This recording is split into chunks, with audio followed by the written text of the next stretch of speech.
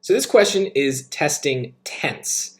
Now it's different verbs, so the first thing I should look for is singulars and plurals, but that doesn't really help us here. So after we've done that, we know now it's about symmetry and about making sure we have the right tense. But when we do this, we're really looking to find a match, something else either in this sentence or in another sentence that tells me the right tense. I usually won't need the ideas to tell me what tense to use. There's usually some sort of other word that's already in the correct tense. That's why I call these symmetry questions. There's a symmetry somewhere in the sentence or paragraph.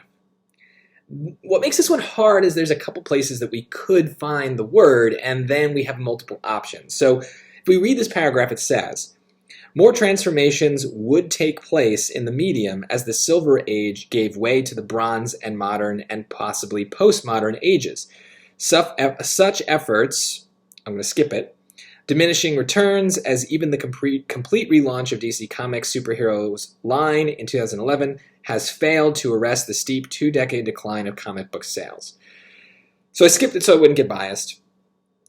Normally there's another word much closer that's going to help us, but we have kind of like one at the beginning and one at the end of this grouping of sentences. Let's start with the would have, because that's a choice, right? More transformations would take place in the medium as the Silver Age gave way to the Bronze and Modern and possibly Postmodern ages.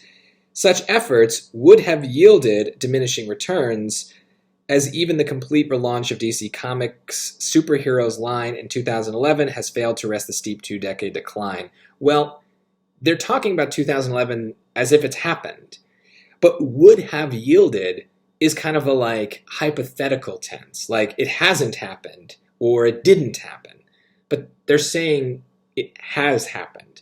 And that actually matches much more with the other tense that we looked at, has failed. So B is wrong and A is right, because even though have and has are different words, they're actually the same tense. Remember, has is the singular and have is the plural.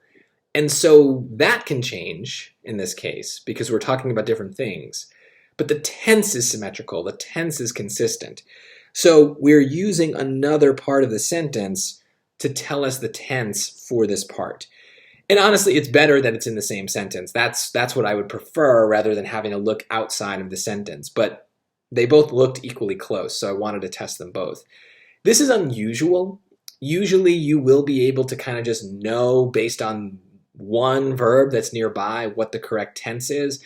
But I think it's a case where even though there were multiple options, one of them was just totally wrong with what the sentence was trying to say. And that was a case where maybe we can trust our instincts. But yeah, there's always going to be something. Look for the something. Find the matching tense.